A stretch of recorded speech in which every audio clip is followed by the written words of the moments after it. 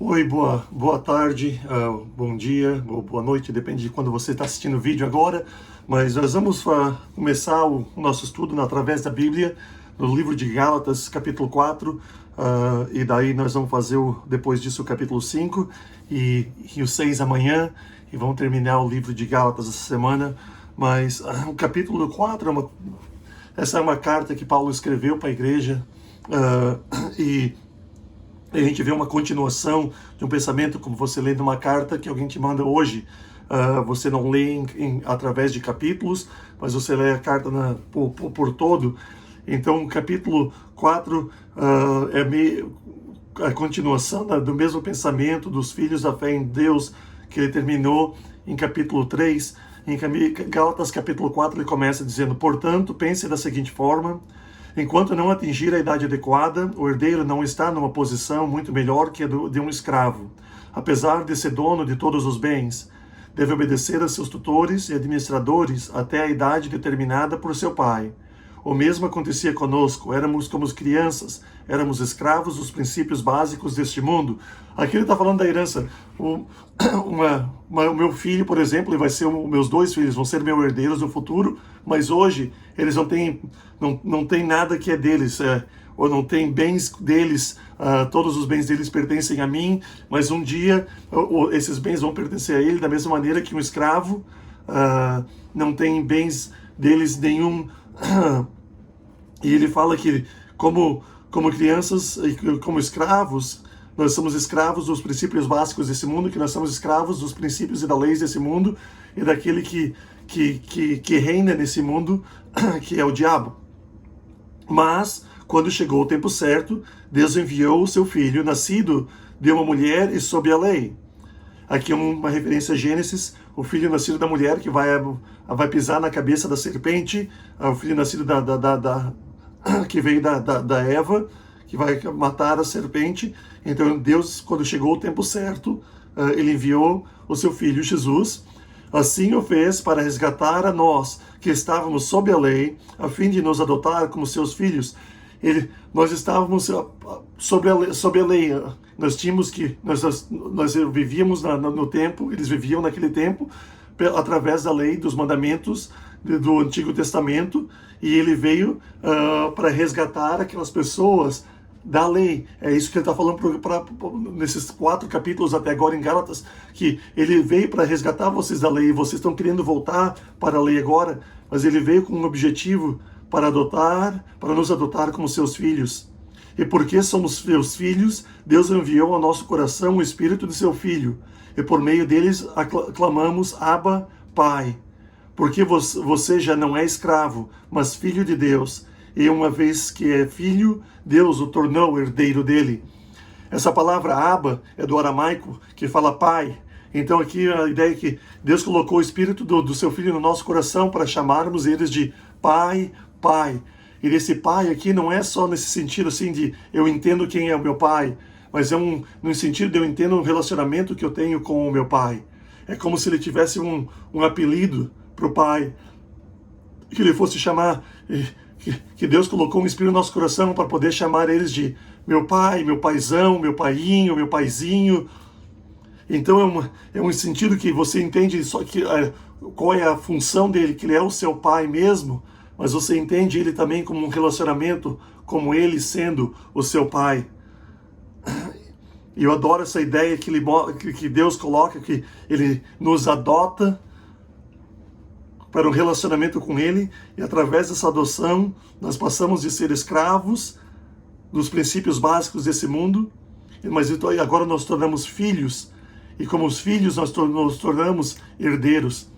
Eu falei no primeiro dia, em Gálatas capítulo 1, você pode assistir o vídeo depois, que nós adotamos um menino, um bebê, o ano passado, ele está com 9 meses agora, o Eisa, e essa passagem bem próxima do nosso coração por causa disso, porque nós vemos agora que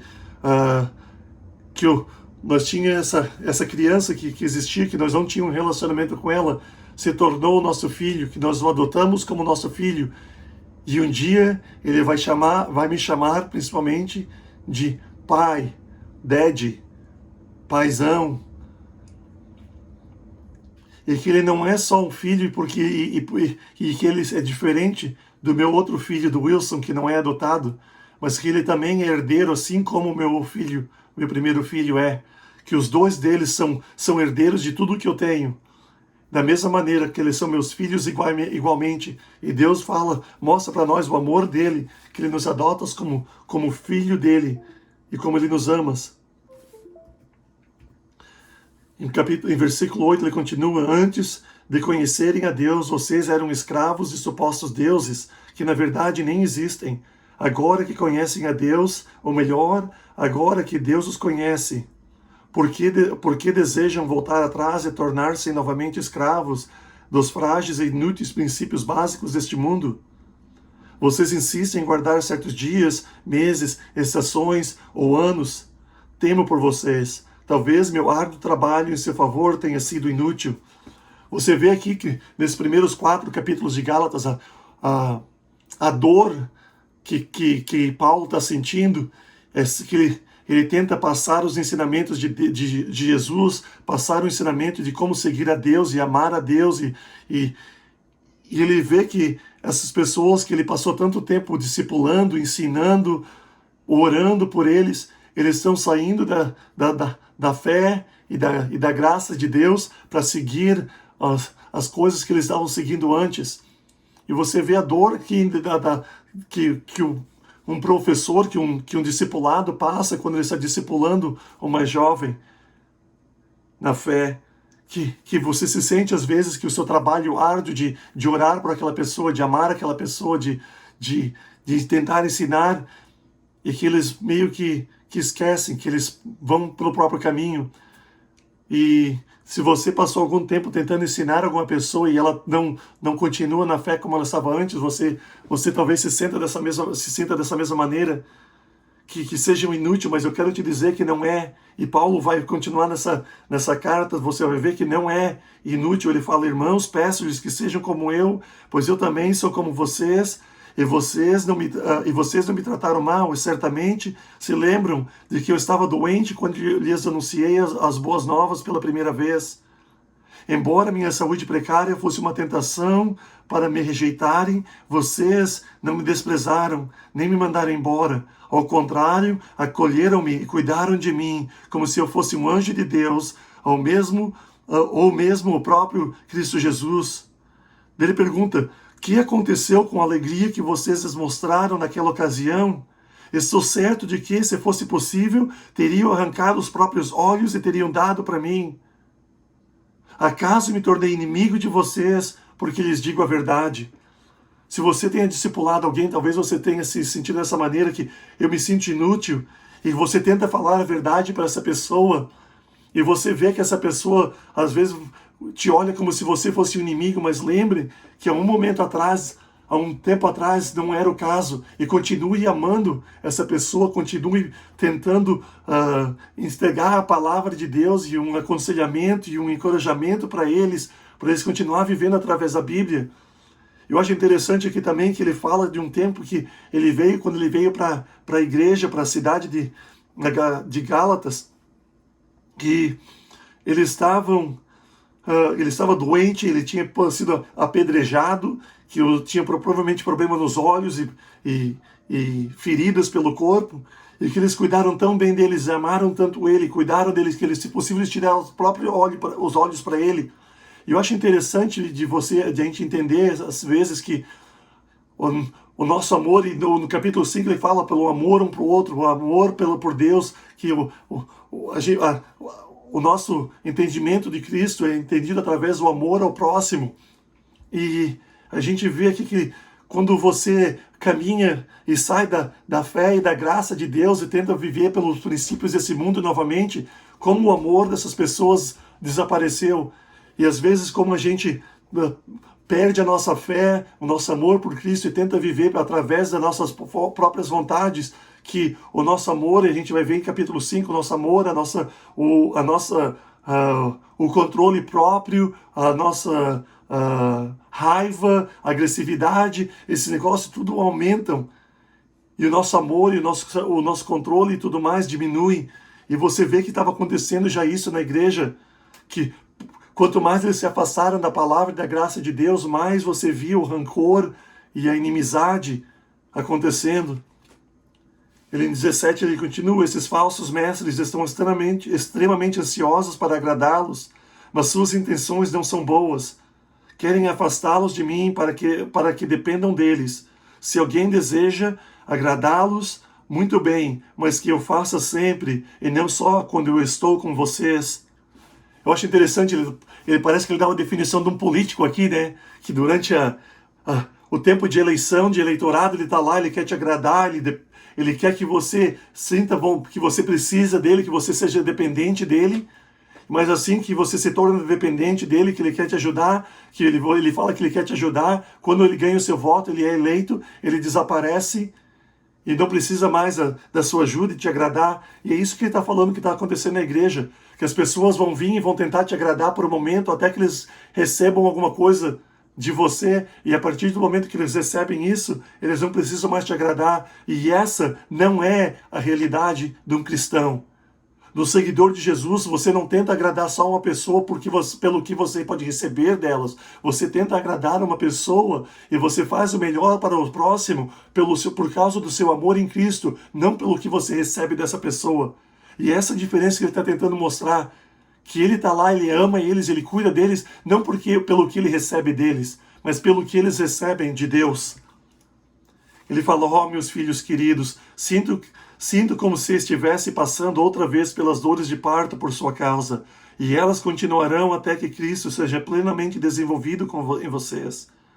Gostaria de poder estar aí com vocês para lhes falar em outro tom, mas, distante como estou, não sei o que mais fazer para ajudá-los.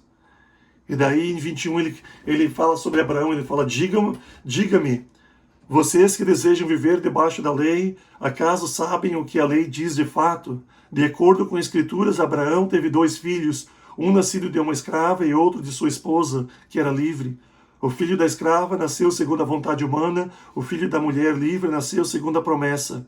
Mas essas 2 mulheres ilustram 2 alianças. A primeira, Hagar, representa o Monte Sinai, onde o povo recebeu a lei que o escravizou. E Hagar, que é o Monte Sinai na Arábia, representa Jerusalém agora, pois ela e seus filhos vivem sob a escravidão da lei. E a segunda Sara representa Jerusalém celestial. Ela é a mulher livre e é nossa mãe. Como dizem nas Escrituras, alegrem-se, mulher sem filhos. Você que nunca deu à luz, grite de alegria, você que nunca esteve em trabalho de parto, pois a abandonada agora tem mais filhos que a mulher que vive com o marido. E vocês, irmãos, são filhos da promessa, como Ismael, o filho nascido da vontade humana, perseguiu Isaque, o filho nascido do poder do Espírito, e o mesmo ocorre agora. Mas o que dizem as Escrituras sobre isso? Livre-se da escrava e do filho dela, pois o filho da escrava não será herdeiro junto com o filho da mulher livre.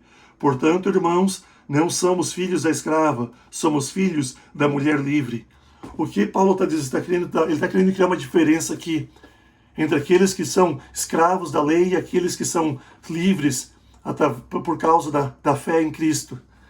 Ele mostra como Ismael tentava perseguir o irmão dele, o Isaque, e perseguiu Isaque, e tentou fazer de tudo para destruir o Isaque. Você vê que aqueles que não têm a fé em Cristo, aqueles que não acreditam, aqueles que continuam escravos da lei, eles continuam atrás daqueles que são herdeiros de Cristo.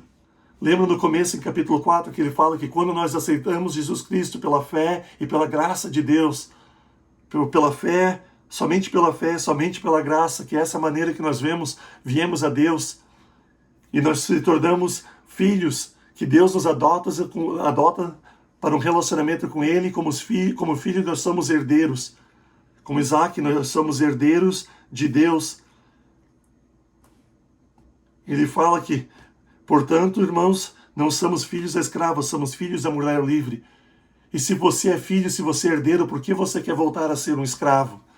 E é essa a ideia que ele está tentando passar em capítulo 4, Os primeiros 4 capítulos de Gálatas, principalmente, ele está tentando passar essa ideia de se você entende a graça de Deus e a fé em Deus, por que você está tentando viver pelo seu próprio corpo, pelos poderes desse mundo? Por que você está tentando viver através dos mandamentos, através de regras e leis e tudo mais?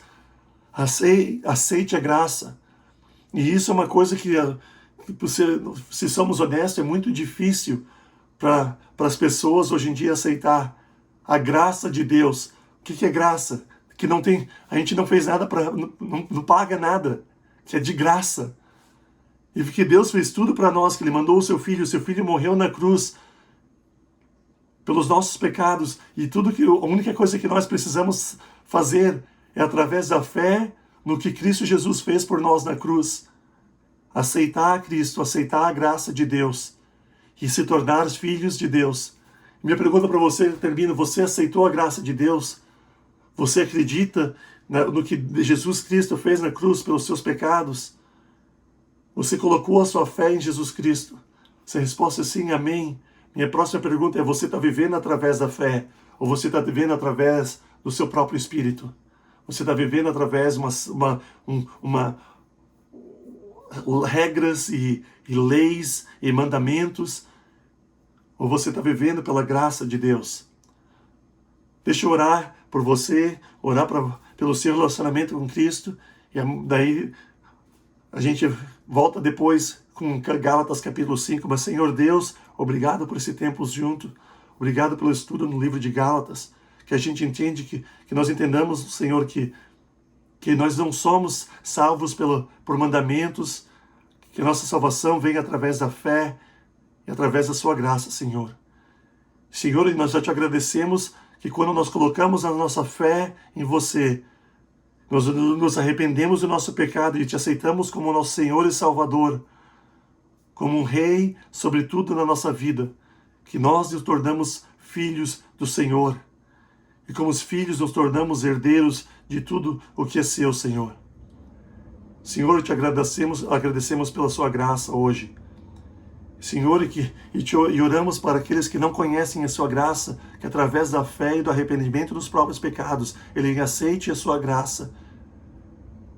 Que eles abandonem a escravidão que eles estão sob essa escravidão que eles estão hoje, e se tornem herdeiros seu, botando a fé e a vida deles na sua mão, Senhor. Nós te amamos e te louvamos, e te agradecemos por tudo que o Senhor tem nos dado, em nome do Senhor Jesus. Amém.